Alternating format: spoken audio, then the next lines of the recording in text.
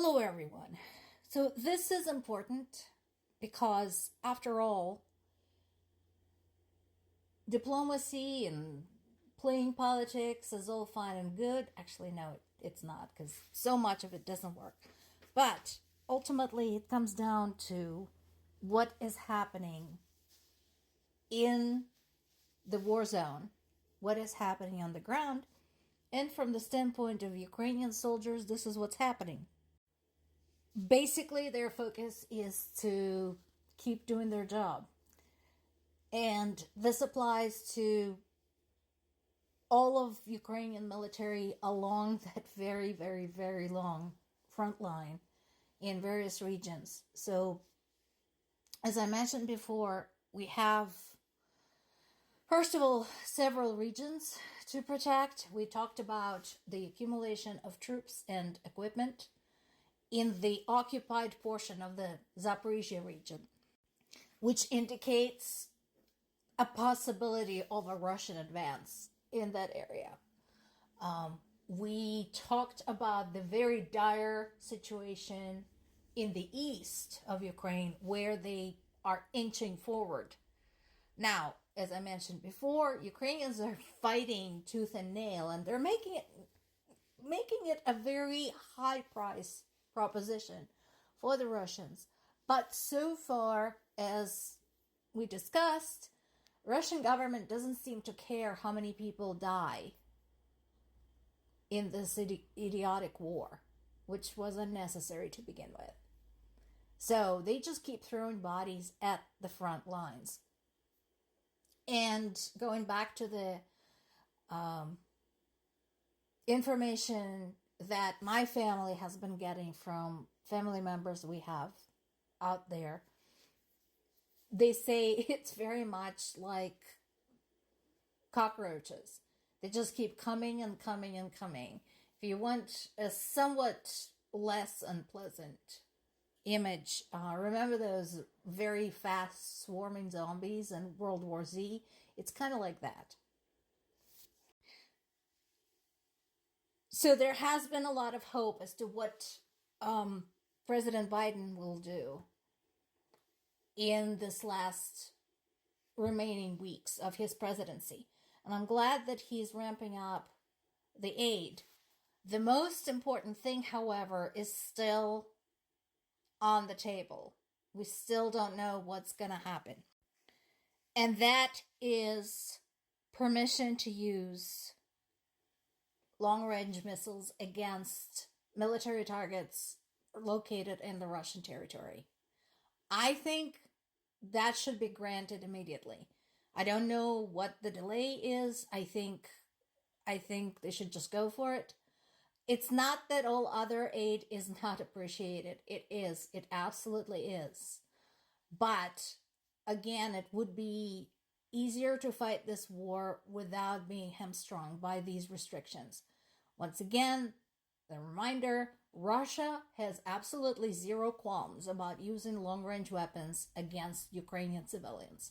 So I think it's more than time to level the playing field. When we look at the Ukrainian sources like Kyiv Post and Kyiv Independent and Ukraine Censor, there are several opinion pieces in which European and American analysts are weighing the pros and cons of the current situation in Ukraine. Some of them are more optimistic than others. This is one of the examples. This particular article was in Kyiv Independent. And basically what it's talking about is the analysis by Chuck Ferrer, who is a military author and analyst. His outlook is optimistic, although I'm not sure why he's calling right now the resurgence in Ukraine's resistance a comeback. That's what Ukrainians have been doing for the last 2.5 years. So there is some edge to it because they started getting the aid more regularly and there are fewer delays. So that much is true. And lack of an easy victory is weighing down upon the Russian civilians, the Russian military, and the Russian government. Where I disagree with him is whether that is going to be a factor. Ultimately, like it or not, as much as this is having an impact on the Russian civilian population, as much as there's been unimaginable losses among the Russian military, there's only one man who can decide to stop this, and that is Putin. So, yeah, it's hard to believe that fate of two countries and to some extent many others, the allies of both sides, could be hinged around the opinion of one man, but that is how it is. Putin started this war, and he is the only one who can give the order to end it, unless there is some type of resistance coalition that we don't know about that can take him by the throat and force him to withdraw. This war is not going to end as long as he insists on continuing it. And then there are, many very intelligent people with a lot of experience in politics in the international arena, such as this one, former British diplomat William Hague, who also point out why the loss of Ukraine would be detrimental, not just to Ukraine, but also to Europe and to the US. In this particular case, Mr. Hague is comparing US aid to Ukraine to US presence, military presence in Afghanistan, and pointing out how humiliating it was when Donald Trump, during his first presidency, made a deal with Taliban to withdraw American troops. A lot of people blame this on Biden. Biden was abiding by the existing agreement made initially by Trump. He really didn't have a choice in the matter, because otherwise there would have been grave consequences in the region. Well, as it turned out to be, there were grave consequences anyway. And honestly, not being a politician or a head of state, I don't know what a good answer would have been, because I don't know how sustainable U.S. presence in Afghanistan would have been after 20 years and that deal with the Taliban.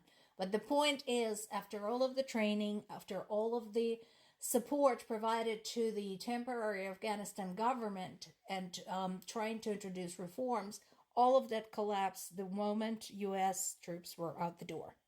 And we know the Taliban took over all of the crap dealing with the human rights violation, particularly violation of the rights of women and girls. All of that came roaring back. So that turned out to be a complete shitstorm. What this guy is pointing out is that abandoning Ukraine could be an even bigger shitstorm, specifically for the U.S. He is right to be concerned that Trump is seeking an easy solution where there isn't one, where there cannot be one. We talked about the complexities of this conflict and how the roots of it go centuries back. So you can't just snap your fingers and wish it away. So yes, he's right to be concerned, and so should be everybody else. And he, I think, is also right in that defeat of Ukraine will reflect badly on the U.S., like it or not.